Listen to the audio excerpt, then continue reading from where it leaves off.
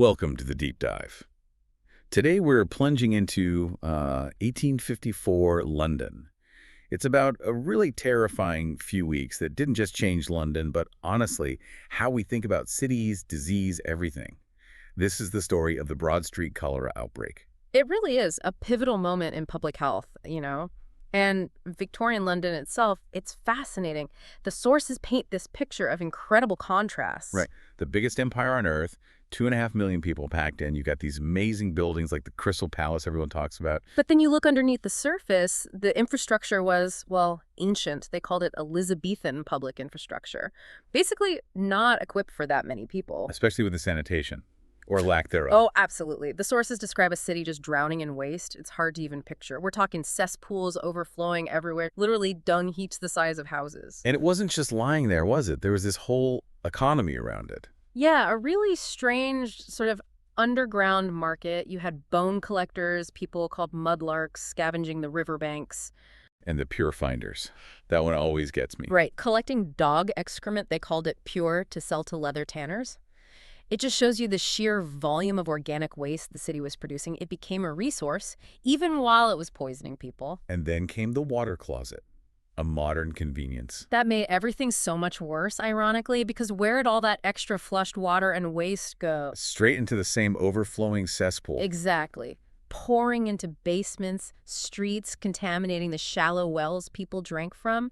The city was quite literally choking on its own filth. And this simmering crisis just exploded in Soho. Yeah. Late summer 1854. The Broad Street outbreak. The speed and the concentration were just horrifying. We're talking nearly 700 deaths in just a couple of weeks in a tiny area. Unprecedented, really, for that kind of localized event. And Soho itself, I mean, the conditions were ripe for it. Think about Karl Marx living on Dean Street.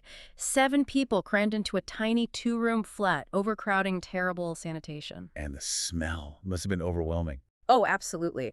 And that smell was central to the biggest scientific mistake of the time. The Miasma theory. Exactly. The belief that disease, especially cholera, was spread by foul air, miasma rising from decay. If it smelled bad, it must be bad for you. Makes intuitive sense, right? Yeah, you smell something rotten, you avoid it. It feels like a basic survival instinct. It is.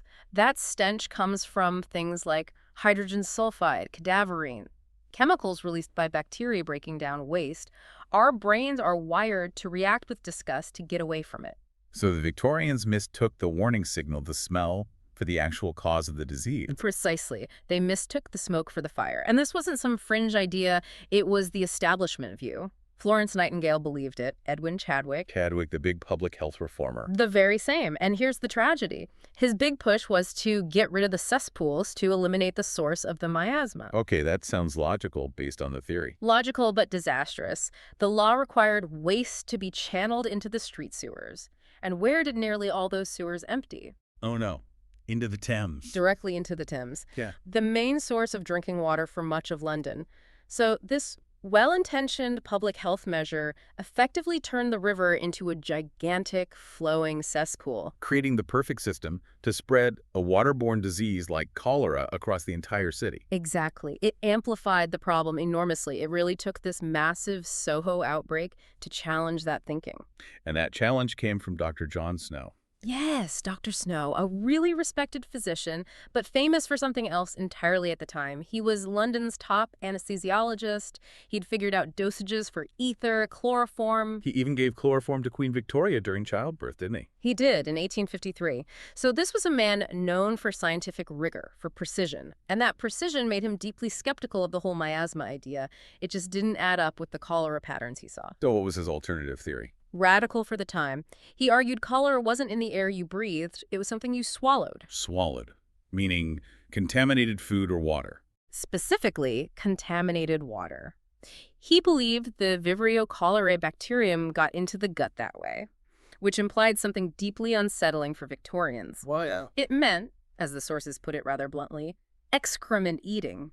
Unknowingly ingesting microscopic amounts of waste from infected people? That was a horrifying thought. I can imagine. So he has this waterborne theory, and then this huge outbreak happens, centered around one specific water pump. The Broad Street pump. And here's the challenge. That pump had a great reputation. People loved its water, said it was cold, clear, refreshing. Local businesses used it for coffee, drinks. So how does Snow prove this beloved pump is actually the killer? He needed more than just mapping the deaths around it. He needed to find the exceptions. He looked for people living right in the thick of it, breathing the same miasma who didn't get sick. Okay, so he's looking for the outliers, the people who break the pattern. Exactly. Cases that contradicted the miasma theory but fit his waterborne hypothesis. And he found these crucial exemptions. It required really detailed local investigation. Like detective work, what did he find? Two big ones. First, the workers at the Lion Brewery, literally a stone's throw from the pump. Dozens of workers, right in the bad air zone, but almost none got cholera. Why? Let me guess. Yeah. They didn't drink the pump water. Exactly. They drank the beer they brewed or water from the brewery's own private well. Okay, that's pretty compelling evidence. What was the other one? The St. James Workhouse nearby. It housed over 500 inmates. Again, right in the affected area, but very few cases. And again, They had their own water supply. they had their own deep, safe well. No need to use the Broad Street pump. Snow was meticulously linking life and death statistics to individual choices, individual habits about where people got their water. That's that consilient thinking you mentioned, right? Mhm. Bringing different kinds of evidence together. Precisely. It's about pulling together data from different domains. He had the map showing the cluster of deaths, that's geography and statistics. He had the chemical analysis suggesting water contamination. And he had these specific on-the-ground stories, the exemptions, that's like local ethnography, all pointing to the water. So the map, the statistics, the local stories, they converge on the pump. But the sheer speed of it all. Yeah. What was the cholera bacterium actually doing to people? Well, the microbiology, which they didn't fully understand then, is terrifying. Vibrio cholerae needs a huge dose to infect you, millions of bacterial cells. Once inside, it releases this toxin that makes the small intestine just purge water. That's the rice water stool they talk about. Extreme dehydration. Extreme rapid dehydration. The body just expels fluids uncontrollably. The person basically becomes a dehydration machine and also Also what? a factory for trillions upon trillions of new cholera bacteria. And in a place like Soho, with bad sanitation.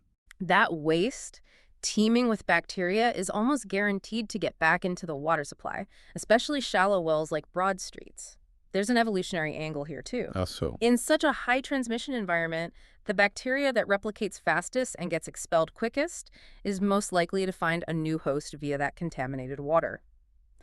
So the dense urban conditions actually selected for hyperlethal strains that killed the host quickly. Wow. So the city's own problems created a deadlier version of the disease, a feedback loop. Snow had the pattern, the exemptions. But he still needed the exact mechanism, right? How did that specific pump get contaminated? Right. He had the what and the where, but needed the how. And that's where another key figure enters the story, Reverend Henry Whitehead. The local vicar. The local curate, yeah. Mm. Initially, he actually disagreed with Snow. He favored a more divine explanation for the outbreak, but he knew his parish intimately. He cared about the people. So he started his own investigation. He did. Yeah. He wasn't looking at maps. He was talking to survivors, families, piecing together timelines. He had that deep local knowledge, and his persistence led him to what we now call the index case. The first person who got sick? Or at least one of the very first, whose illness directly led to the contamination. He found the Lewis family at number 40 Broad Street, right beside the pump. Okay. Their baby girl had become ill with cholera-like symptoms several days before the main outbreak surged. And the connection. The baby's mother, Sarah Lewis, was washing the soiled diapers, the heavily contaminated diapers, and emptying the dirty water into a cesspool in their front basement. Right next to the pump well. Exactly. Whitehead, knowing the area's structures, figured out that this particular cesspool was old, leaky, and less than 3 feet from the pump's well casing. It was seeping directly into the drinking water. That's it, the direct contamination route. One sick baby's waste poisoning the neighborhood's favorite well. That was the smoking gun. Whitehead's local knowledge pinpointed the precise source and mechanism. He even figured out why the outbreak ended relatively quickly. Why? The baby died early on, and presumably the cesspool stopped receiving that massive load of infectious material. The source dried up. Snow took this combined evidence, his maps, his statistics, Whitehead's index case to the authorities. And that led to the famous moment. The removal of the pump handle, probably the most iconic moment in public health history. But you said the miasma theory didn't just vanish then. No, it was remarkably persistent. Beliefs like that don't die easily. It took another major event, 4 years later in 1858. What happened then? The Great Stink. An incredibly hot summer baked the sewage floating in the Thames, creating a stench so overpowering, so vile. But even Parliament couldn't stand it. Exactly. They had to drape curtains soaked in chloride of lime over the windows. It was unbearable. But here's the crucial part. Despite the overwhelming smell, the worst London had ever known. There wasn't a big cholera outbreak. No significant rise in disease at all. It was the ultimate, unavoidable proof. Yeah. The smell itself didn't cause the sickness. The Great Stink, ironically, finally killed the miasma theory. And that public outcry that finally pushed the government to act decisively. Yes, it unlocked the political will and, importantly, the funding for a proper solution. Enter Joseph Bazalgette and his incredible engineering project. The London sewer system. A truly monumental undertaking. Miles and miles of intercepting sewers, built deep underground, designed to carry all the city's waste far downstream, away from the water intakes. An absolute marvel of Victorian engineering. And the result. Transformative. Cholera outbreaks effectively vanished from London once the system was fully operational. It fundamentally secured the city's health. So the lesson from Snow and Whitehead wasn't just about cholera, it was about cities themselves. Absolutely. They showed that density didn't have to mean death. With the right science, the right infrastructure, cities could actually become healthier places to live. Which is counterintuitive, maybe, but true today, right? Urban areas often have better health outcomes. Generally, yes. Better access to healthcare, sanitation, clean water, ironically, the very things London lacked in 1854. And from an environmental perspective, dense populations can be more efficient, using fewer resources per capita. It's a complete turnaround. And that core idea, using pattern recognition, statistics, local knowledge to fight an invisible enemy, it's still vital. Critically important, think about modern threats, like emerging viruses. Take something like avian flu, H5N1. We know it's highly lethal in birds, potentially to humans, but right now it doesn't easily jump person to person. But scientists are watching it constantly. Intensely. They're tracking its spread, analyzing mutations, using genomic sequencing, essentially applying Snow's mapping principles on a molecular level. They're preparing for a threat, a human transmissible strain that doesn't fully exist yet, based on understanding the patterns. Using science and observation to anticipate disaster before it strikes. The Broad Street playbook, scaled up. Exactly. It showed that understanding the system, whether it's a neighborhood water supply or global virus transmission, is key.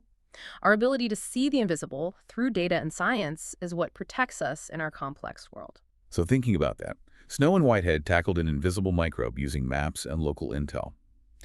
What invisible threats, maybe not microbial, maybe social or informational, are lurking today? What requires that same kind of careful mapping and investigation before it erupts? Something for you to think about.